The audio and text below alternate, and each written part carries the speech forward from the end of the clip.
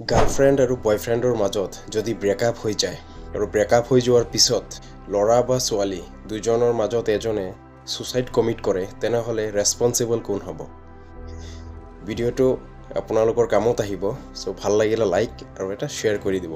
Recently supreme কোৰ্টে এনেধৰণৰ cash এটাত ধুনীয়া কমেণ্ট কৰিছে, ভাবিলোঁ আপোনালোকৰ লগত শ্বেয়াৰ কৰোঁ। কেছটোত কি হৈছে, ল'ৰাজনে গাৰ্লফ্ৰেণ্ডক কৈছে আৰু যে মই তোমাক বিয়া পাতিব নোৱাৰিম, তুমি বেলেগ ল'ৰা চাই কিনে বিয়া পাতি লোৱা। চ' মই তোমাক ব্ৰেকআপ দিলোঁ। তো কি হ'ল, ল'ৰাজনে বেলেগ বিয়া পাতি ল'লে। তো ল'ৰাজনে বেলেগ বিয়া পাতি লোৱাত বা ব্ৰেকআপ কৰি দিয়াৰ কাৰণে ছোৱালীজনীয়ে ছুচাইড কমিট কৰিছে। চ' ছুচাইড কমিট কৰাৰ পিছত ফেমিলিৰ তৰফৰ পৰা ছোৱালীৰ গাৰ্জেনে কি কৰিলে, কোৰ্টত কেছ কৰিলে।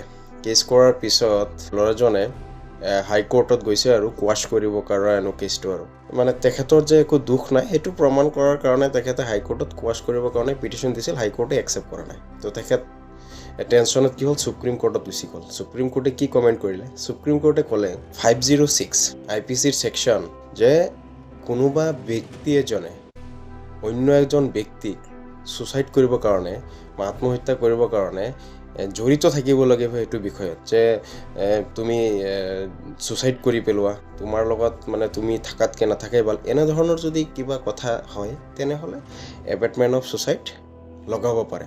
কিন্তু কথাটো হ'ল, ল'ৰাটোৱে তেনেধৰণৰ একো কথা কোৱা নাছিল, জাষ্ট ব্ৰেকআপ কৰি দিছিল আৰু যে তুমি বেলেগ বিয়া পাতিলোঁ, মই বেলেগ বিয়া পাতিলোঁ।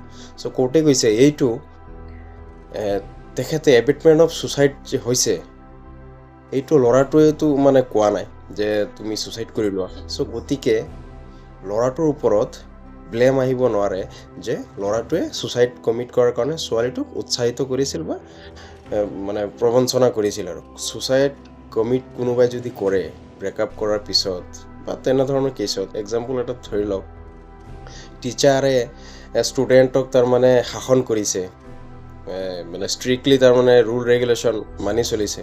তো তেনে ক্ষেত্ৰত ষ্টুডেণ্ট এটাই যদি ছুচাইড কমিট কৰে তেনেহ'লে সেইটোতো সেই টিচাৰৰ দুখ নহ'ব। হাইপাৰ চেন্সৰ যদি কোনোবা ব্যক্তি আছে, এনেকুৱা সেইজন ব্যক্তিৰ লগতে হয় যিসকল ব্যক্তি হাইপাৰ চেন্সিটিভ।